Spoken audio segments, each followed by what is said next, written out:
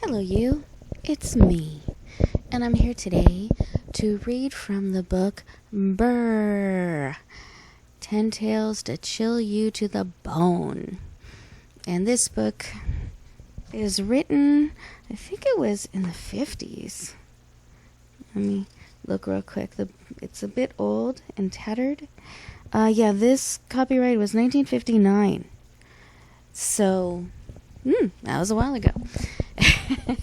And the story that I'm going to read today is called The Sound Machine. Just like my phone made sound. The Sound Machine. Alright, phone's turned off. And this little ditty was written by Roald Dahl, otherwise known as the dude who wrote Charlie and the Chocolate Factory, Charlie and the Great Glass Elevator, which, damn, that should be a movie. And James and the Giant Peach, and God, I can go on and on. I love him. I really do. This is the first story that I'm aware of that is supposed to be, chilling to the bone. And one of the reasons why I got this book in the first place. So let's start The Sound Machine. And let me just say, I will be throwing in my own thoughts as we read along, and I'm already losing my voice, so I'm going to try to read as much as I can. And if I can't finish the story, it is a short story, but if I can't finish it, then I will just pick it up in a part 2, just so you know. Okay, so The Sound Machine by Roald Dahl. I try to pronounce it the best I can. Many people would call this story science fiction. As for me, I wonder if it may not turn out to be science more than fiction. Maybe it is true, but whatever it is, the story's basic assumption is terrifying to anybody who loves the world we live in and who hates giving pain as much as he does receiving it. A little something from the man himself. Okay, here we go. It was a warm summer evening as Klausner walked quickly through the front gate and around the side of the house and into the garden at the back. He went on down the garden until he came to a wooden shed, and he unlocked the door, went inside, and closed the door behind him. See, this is a sign of a good writer. Already interesting, am I right? The interior of the shed was an unpainted room. Against one wall, on the left, there was a long wooden workbench, and on it, among a littering of wires and batteries and small sharp tools, there stood a black box about 3 feet long, the shape of a child's coffin. Ooh, well, that's pretty creepy already, and we're only in the 3rd paragraph. Klausner moved across the room to the box. The top of the box was open, and he bent down and began to poke and peer inside it among a mass of different colored wires and silver tubes. He picked up a piece of paper that lay beside the box. Studying it carefully, put it down, peered inside the box, and started running his fingers along the wires, tugging gently at them to test the connections, glancing back at the paper, then into the box, then at the paper again, checking each wire. He did this for perhaps an hour. Sounds a little like me, a little OCD. But you know, when you want to check and recheck and make sure things are there and the way they're supposed to be, that's what you do. Then he put a hand around to the front of the box, where there were 3 dials, and he began to twiddle them, watching at the same time the movement of the mechanism inside the box. All the while he kept speaking softly to himself, nodding his head, smiling sometimes, his hands always moving, the fingers moving swiftly inside the box, his mouth twisting into curious shapes when a thing was delicate or difficult to do, saying, "Yes, yes, and now this one, yes, Yes, but is this right? Is it... Where's my diagram? Oh, yes, of course. Yes, that's right. And now? Good. Yes. His concentration was intense. His movements were quick. There was an air of urgency about the way he worked, of breathlessness, of strong, suppressed excitement. Suddenly he heard footsteps on the gravel path outside, and he straightened and turned swiftly as the door opened and a tall man came in. It was Scott. It was only Scott, the doctor. Well, the doctor said. So this is where you hide yourself in the evening. Hello, Scott, Klausner said. I happened to be passing, the doctor told him, so I dropped in to see how you were. There was no one in the house, so I came on down here. How's that throat of yours been behaving? It's all right. It's fine. Now I'm here, I might as well have a look at it. Please don't trouble. I'm quite cured. I'm fine. The doctor began to feel the tension in the room. He looked at the black box on the bench. Then he looked at the man. You've got your hat on, he said.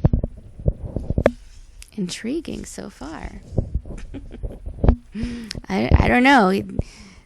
Good writer's a good writer. They get you by, the first page, first word sometimes. Let's see. Oh, have I? Klausner reached up, removed the hat, and put it on the bench. The doctor came up closer and bent down to look into the box. What's this? He said. Making a radio?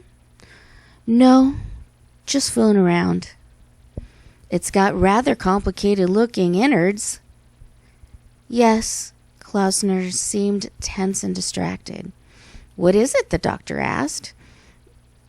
It's rather a frightening-looking thing, isn't it? It's just an idea. Yes? It has to do with sound, that's all. Good heavens, man! Don't you get enough of that sort of thing all day in your work? I like sound. So it seems. The doctor went to the door, turned and said, Well, I won't disturb you. Glad your throat's not worrying you anymore. But he kept standing there, looking at the box, intrigued by the remarkable complexity of its inside, curious to know what this strange patient of his was up to. What's it really for? He asked. You made me inquisitive. Klausner looked down at the box, then at the doctor, and he reached up and began gently to scratch the lobe of his right ear. There was a pause. The doctor stood by the door waiting, smiling. All right, I'll tell you if you're interested. There was another pause, and the doctor could see that Klausner was having trouble about how to begin. He was shifting from one foot to the other, tugging at the lobe of his ear, looking at his feet, and then at last, slowly he said, Well, it's like this. The theory is very simple, really. The human ear, that it can't hear anything. There are sounds that are so low-pitched or so high-pitched that it can't hear them. Yes, the doctor said, yes. Well, speaking very roughly, any note so high that it has more than 15,000 vibrations a second, we can't hear it. Dogs have better ears than us.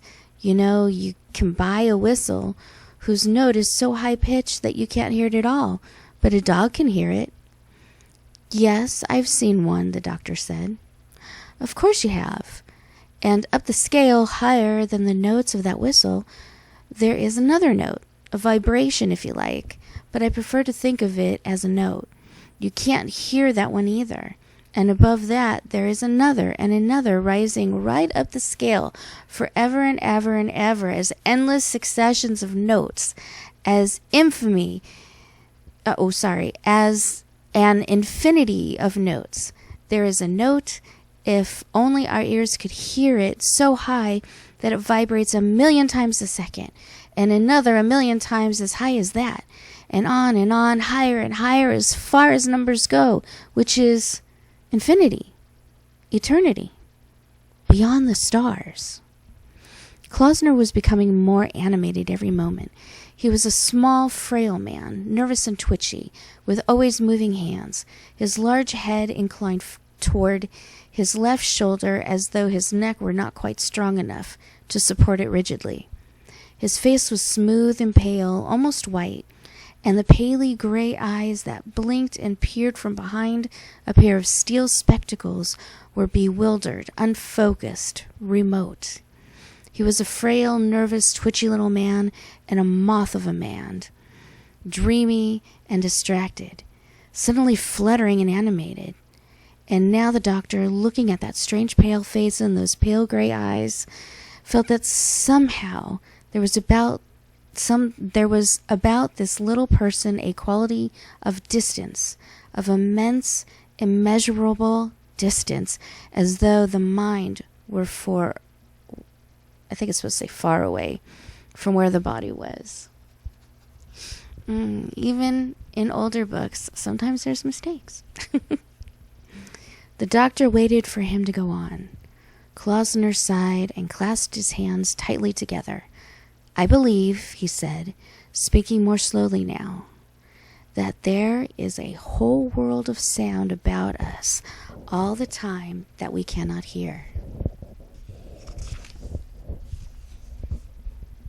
It is possible that up there in those high-pitched, inaudible regions, there is a new, exciting music being made, with subtle harmonies and fierce, grinding discords, a music so powerful that it would drive us mad if only our ears were turned to hear the sound of it.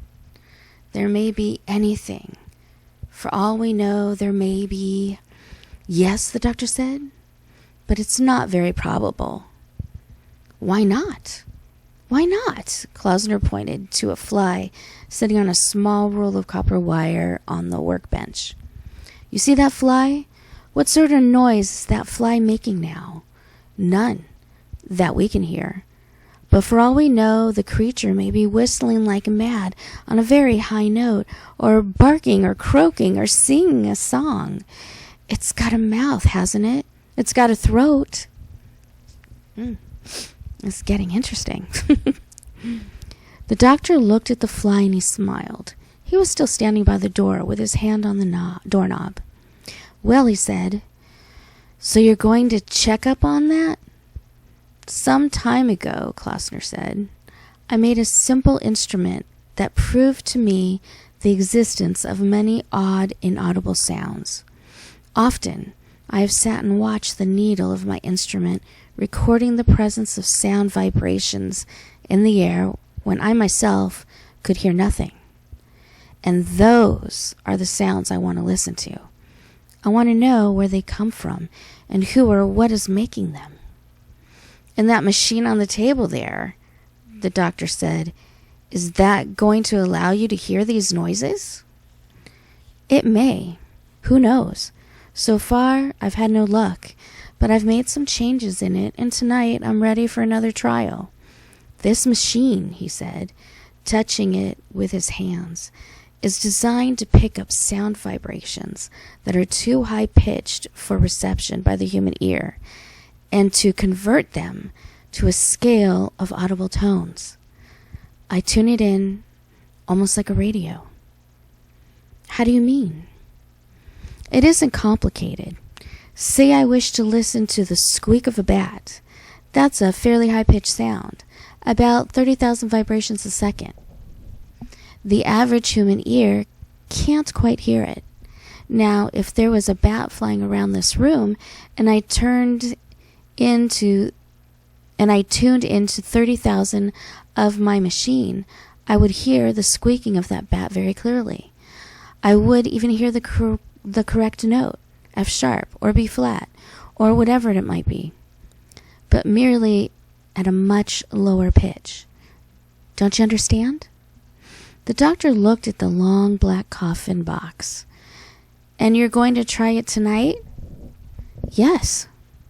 Well, I wish you luck. He glanced at his watch. My goodness, he said. I must fly. Goodbye, and thank you for telling me. I must call again sometime and find out what happened. The doctor went out and closed the door behind him. For a while longer, Klausner fussed about with the wires in the black box. Then he straightened up, and in a soft, excited whisper he said, Now we'll try again. We'll take it out into the garden this time, and then perhaps, the reception will be better. Lift it up now, carefully. Oh my God, it's heavy. Oh, sorry. There's a hair on my face that's driving me crazy. I'm trying to read this. Hold on just a second. Let's see if I can. Okay, I think I got it. Okay, let's go.